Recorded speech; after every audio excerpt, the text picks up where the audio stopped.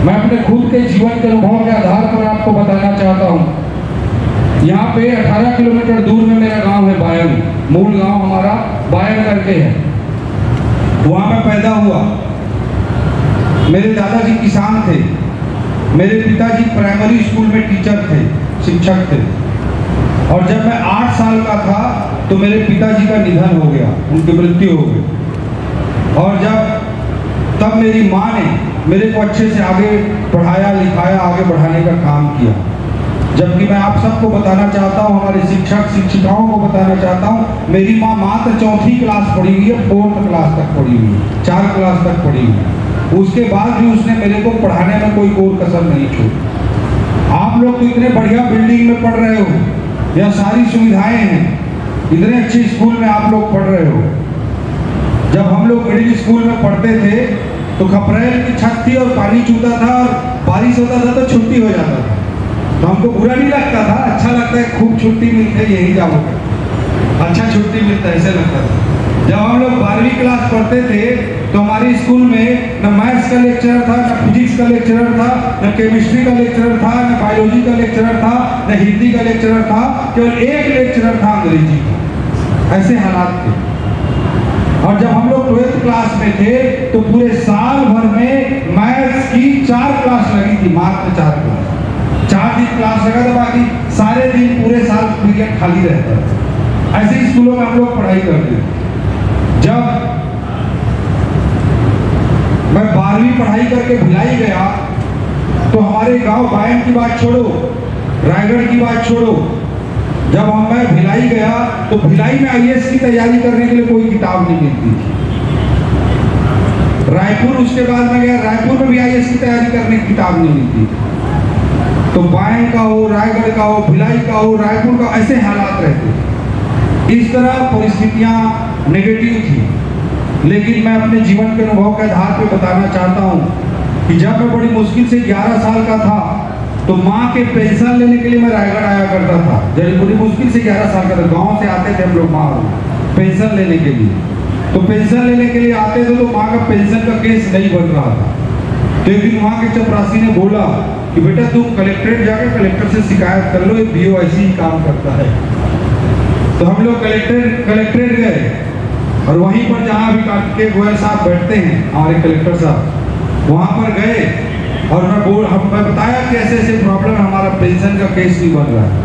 तो उसने जिला शिक्षा अधिकारी को बुलाया और बहुत जोर से डांटा, और उनके डांटने के 3-4 दिन बाद माँ के पेंशन का प्रकरण बन गए। तो भाई मेरे को लगा कि ये तो बड़ा कलेक्टर बड़ा तोप चीज होता है, ये बनना चाहिए, ऐसे मेरे मन में विचार आया। उस समय बड़ी मुश्किल से मैं 11 साल का था, ठीक है, आप लोगों से भी छोटा। फिर उसके बाद उस जुनून को और उस जोश को मैं लेकर के आगे जीवन में बढ़ता गया। जब मैं 9वीं 10वीं पढ़ता था, गांव में ही 9वीं 10वीं पढ़ता था, तो 9वीं 10वीं जब पढ़ता था तो मैं रायगढ़ आता था और पॉलिटेक्निक कॉलेज के सामने में एक ठेला वाला होता था जो पत्रिकाएं बेचता था, मैगजीन्स बेचता था। तो IAS बनने के लिए जो पत्रिकाएं पढ़ी जाती हैं उसे मैं 9वीं 10वीं में खरीदा करता था।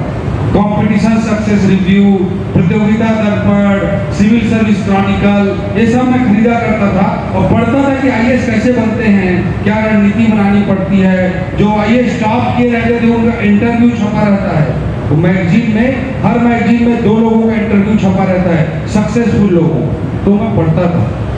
और जब मैं 12th क्लास पास हुआ, 12वीं क्लास पास हुआ, तो मेरे पिताजी के जगह में अनुकंपा नौकरी मिल सकती थी मेरे को।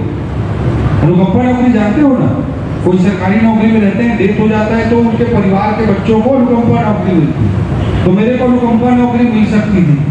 लेकिन मेरी 4th पढ़ी हुई माँ ने मेरे को कहा कि बेटा इस नौकरी के चक्कर में मत पड़ो, जिंदगी में कुछ अच्छा करो, कुछ बड़ा करो। तो 4th पढ़ी हुई मेरी माँ ने कहा, और मैं कुछ बिना कुछ किए चुपचाप IAS की तैयारी करने के लिए भिलाई चल दिया। अब भिलाई में किताब कुछ नहीं मिलता था। अब मेरे मन में था कि भाई आईएएस बनना है, कलेक्टर बनना है। तो उसकी ट्रेनिंग कहाँ होती है, वो मैगजीन में मैं पढ़ता था, Lal Bahadur Shastri national academy of administration Mussoorie, वहाँ पर ट्रेनिंग होती है। तो मैं ये देखा कि वहाँ पर ट्रेनिंग होती है, तो मैं सोचा भिलाई में चलो यही हो के आया जाए, देख के आया जाए मसूरी। और मैं छत्तीसगढ़ एक्सप्रेस पकड़ा, भी मेरे को याद है, और मैं दिल्ली पहुंचा। और दिल्ली में पहाड़गंज रेलवे स्टेशन में उतर करके आईएसबीटी गया, इंटर स्टेट बस टर्मिनल। वहाँ पे बस पकड़ के मैं देहरादून गया, और देहरादून से खुली जीप पकड़ के लाइब्रेरी पॉइंट पे पहुंचा, और लाइब्रेरी पॉइंट से रिक्शा लेके लवासना मसूरी के गेट पे पहुंचा, जहाँ पे आईएएस लोग ट्रेनिंग करते हैं। तो इतने मशक्कत से मैं मसूरी पहुंचा, वहाँ पे गार्ड ने बोला फट से तुम नहीं जा सकते अंदर, यहाँ से जाओ टाइप का। तो मेरे को बड़ा डर लगा, गाँव का बच्चा डर भी जाता है, तो मेरे को बड़ा डर लगा। लेकिन मन में मैं वहीं पे सोचा, दुख हुआ, आंसू निकल आए, लेकिन मन में मैं सोचा कि हाँ वापस आऊंगा, कलेक्टर बनकर वापस आऊंगा, आईएएस बनकर वापस आऊंगा। और एक दिन यही गार्ड दरवाजा खोल के सैल्यूट करके अंदर बुलाएगा। ऐसे मन में मैं संकल्प लेकर वापस दिल्ली आया।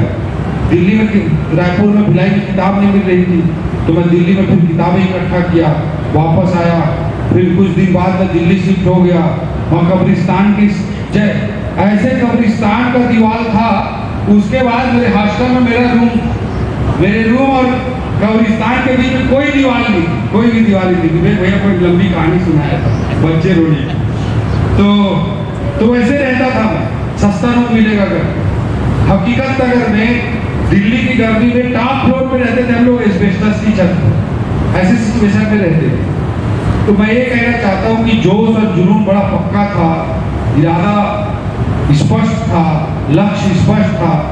तो one of the youngest stage में लगभग 23 साल की उम्र में मैं आईएएस के लिए सेलेक्ट हो गया, और हमारे छत्तीसगढ़ राज्य बनने के बाद छत्तीसगढ़ से मेरा पहला सिलेक्शन हुआ।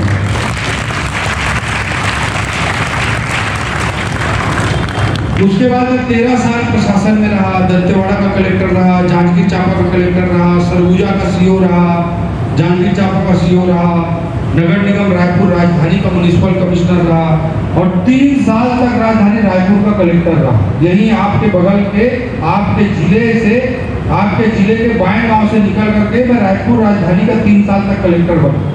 ठीक है, तो ये सब कुछ हुआ। मैं अपने पूरे जिंदगी की दास्तान आपको इसलिए सुना रहा हूँ कि आपको विश्वास हो सके कि अगर ओपी चौधरी बाएं गांव से 8 साल की उम्र में पिताजी को खोने के बाद उसकी चौथी पढ़ी हुई माँ उसे 23 साल की उम्र में आईएएस बना सकती है, उसे राजधानी रायपुर के कलेक्टर तक पहुंचा सकती है, तो आप सब लोग बेटा मेरे से ज्यादा ऊंचाई तक पहुंच सकते हो। इस बात का भरोसा रखो अपने आप पे।